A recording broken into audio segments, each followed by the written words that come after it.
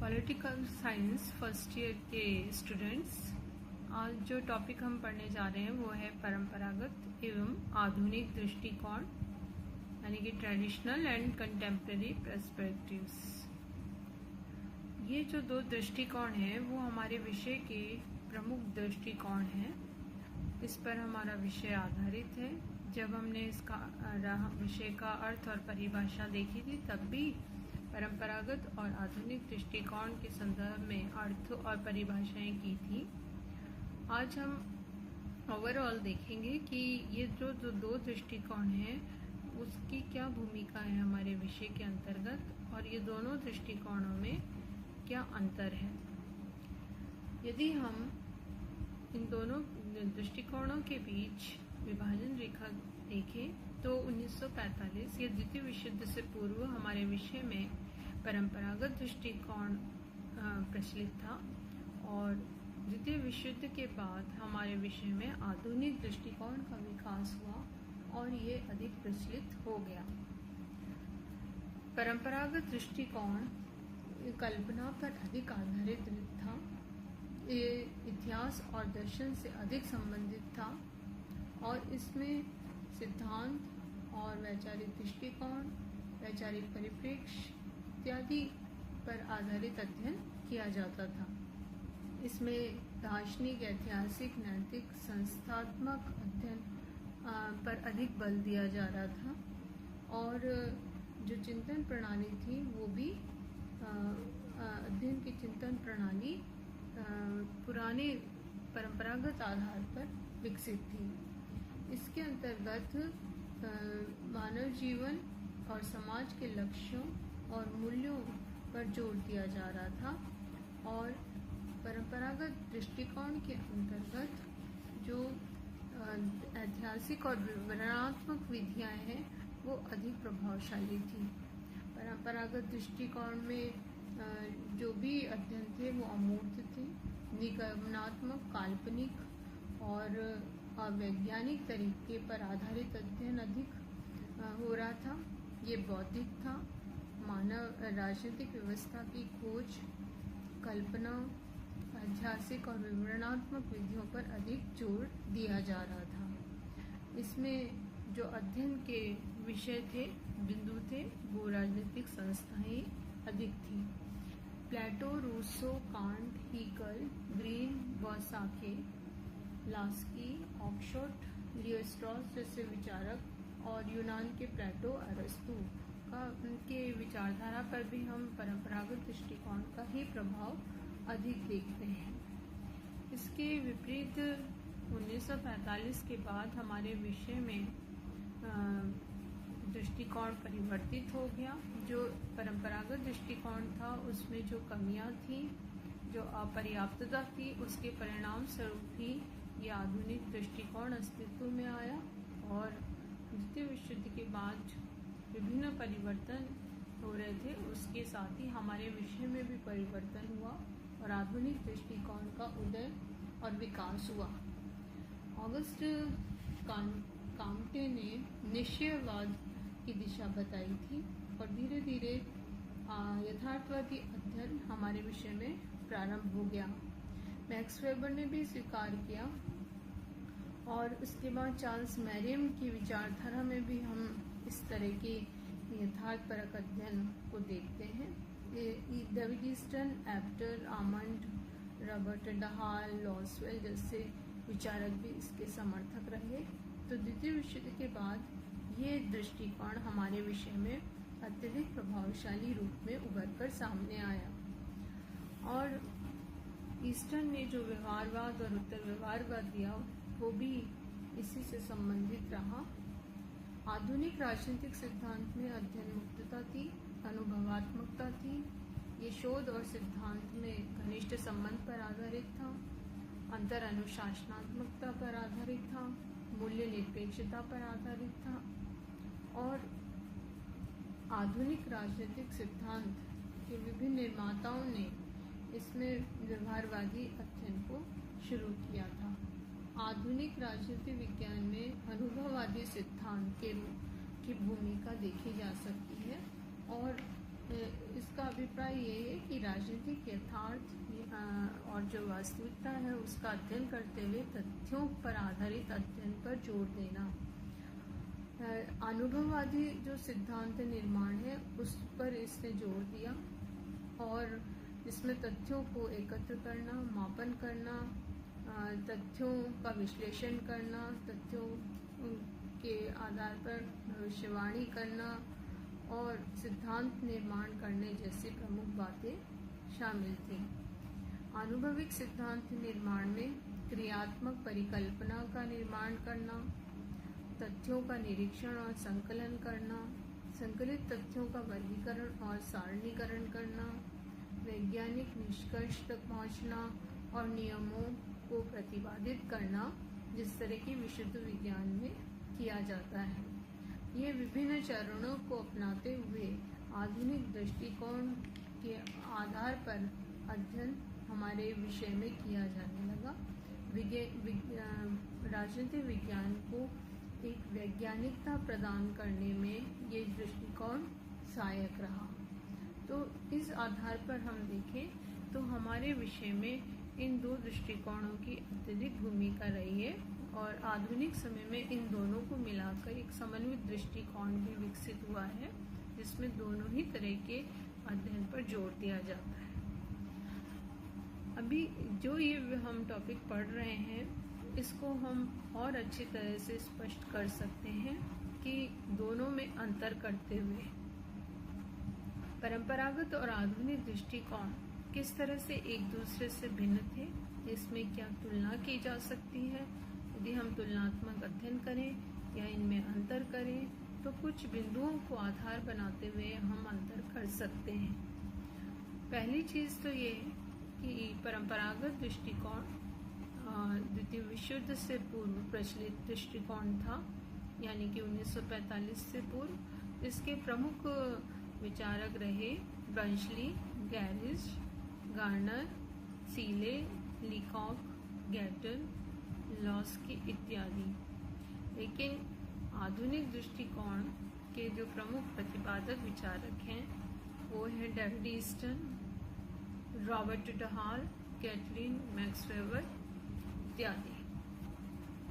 दूसरा अगर हम अंतर करके देखें तो परंपरागत दृष्टिकोण राजनीतिक संस्थाओं के अध्ययन पर ही अधिक जोर देता था, जैसे कि राज्य सरकार का अध्ययन। ये जो राजनीतिक संस्थाएं हैं, राज्य और सरकार, इनका केवल औपचारिक संस्थागत अध्ययन ही किया जाता था। जैसे राज्य क्या है, राज्य के तत्व क्या हैं, राज्य के उद्देश्य क्या हैं, राज्य क्या कार्य करता है, राज्य की उत्पत्ति के सिद्धांत क्या हैं इत्यादि। इसी तरह सरकार का भी केवल संस्थागत अध्ययन ही किया जा रहा था, जैसे सरकार क्या है, सरकार के रूप क्या हैं, सरकार के विभिन्न अंग कौन कौन से हैं, सरकार के कार्य क्या हैं। ये एक संस्थागत सीमा तक ही इसके अध्ययन किया जा रहा था और औपचारिक मात्र अध्ययन था। लेकिन आधुनिक दृष्टिकोण ने इस अध्ययन को व्यवहारिक बनाया और इन औपचारिक या संस्थागत अध्ययन को क्रियात्मक अध्ययन के रूप में परिवर्तित किया। आधुनिक दृष्टिकोण ने राज्य और सरकार नामक संस्थाओं में जो सजीव मानव प्राणी है वो किस तरह का राजनीतिक व्यवहार करता है, इस प्रकार के अध्ययन पर जोर दिया।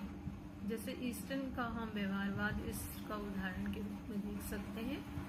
वो उस अध्ययन के आधार पर ये स्पष्ट किया जाने लगा कि जो राजनीतिक संस्थाएं हैं उसमें यथार्थ रूप में क्या स्थिति है। हम मानवीय व्यवहार को, क्योंकि ये सभी राजनीतिक संस्थाओं का संबंध सजीव मानव प्राणी से है, तो मानवीय व्यवहार का जब तक हम अध्ययन, यथार्थपरक अध्ययन, वास्तविक अध्ययन नहीं करते हैं, राजनीतिक संस्थाओं को समझना आसान नहीं है। इसलिए मानवीय व्यवहार के अध्ययन पर आधुनिक दृष्टिकोण वाले विचारकों ने जोर देना प्रारंभ किया। तीसरा जो हम अंतर कर सकते हैं वो ये कि परंपरागत जो दृष्टिकोण था वो अनन्यता पर आधारित था।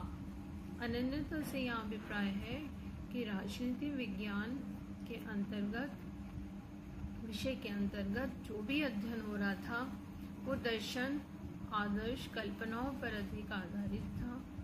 राजनीतिक व्यवस्था, राजनीतिक संस्थाओं से परे किसी अन्य विषय को जोड़कर अध्ययन नहीं किया जा रहा था।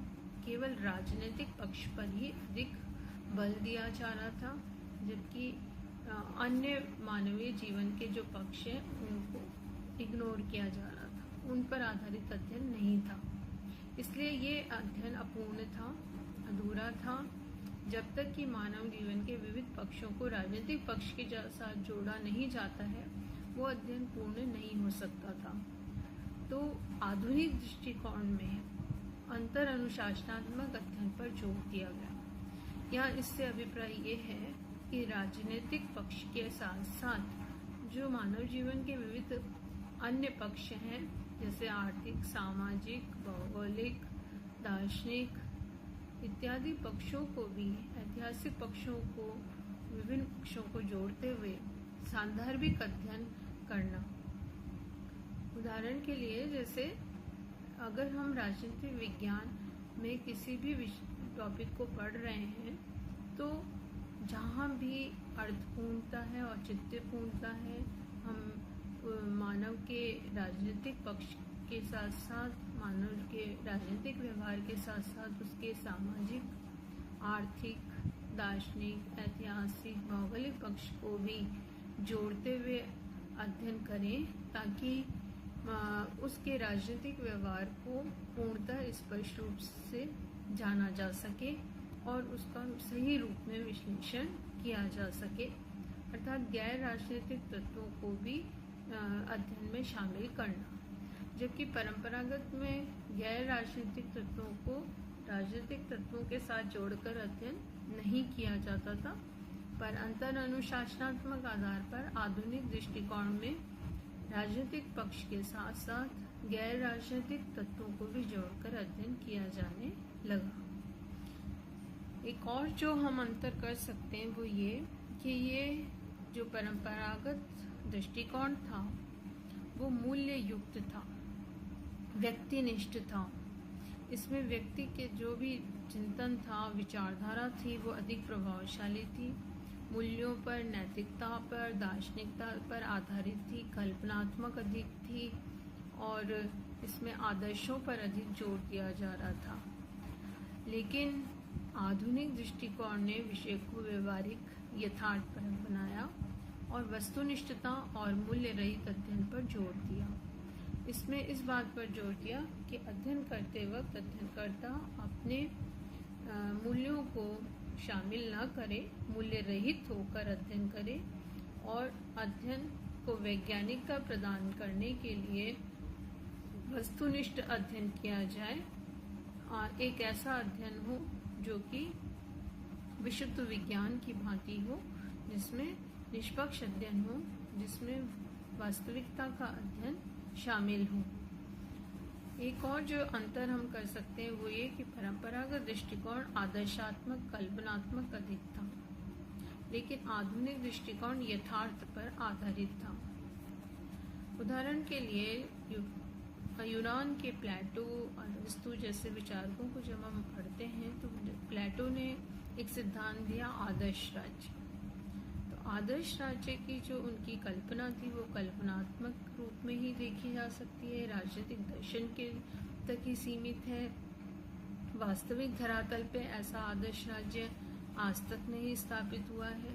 तो इस तरह का अध्ययन हमारे विषय में परंपरागत दृष्टिकोण के अंतर्गत ज़्यादा देखने को मिलता है। लेकिन जब आधुनिक दृष्टिकोण का विकास हुआ तो उन्होंने परंपरागत दृष्टिकोण की इस कमी को दूर किया और विषय को यथार्थपरक बनाया, वास्तविकता पर आधारित बनाया कि राज्य के आदर्श राज्य की जगह वास्तविक राज्य की स्थिति को स्पष्ट किया जाना चाहिए। जो राज्य और सरकार में वास्तविक रूप से जो क्रियाकलाप, प्रक्रियाएं हो रही हैं उनका हम विश्लेषण करें, उस पर आधारित अध्ययन करें, वो ज़्यादा सार्थक है।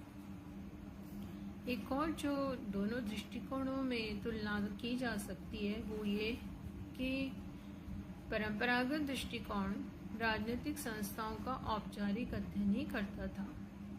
केवल इसका वर्णन कर लिया जाता था कि राज्य क्या है, सरकार क्या है और उसके विभिन्न प्रकार क्या हैं, विभिन्न कार्य क्या हैं, कितने रूप हैं। इसमें केवल वर्णनात्मक अध्ययन पद्धति को ही अपनाते हुए अध्ययन होता था, लेकिन यह अध्ययन पूर्ण नहीं था, अपर्याप्त था।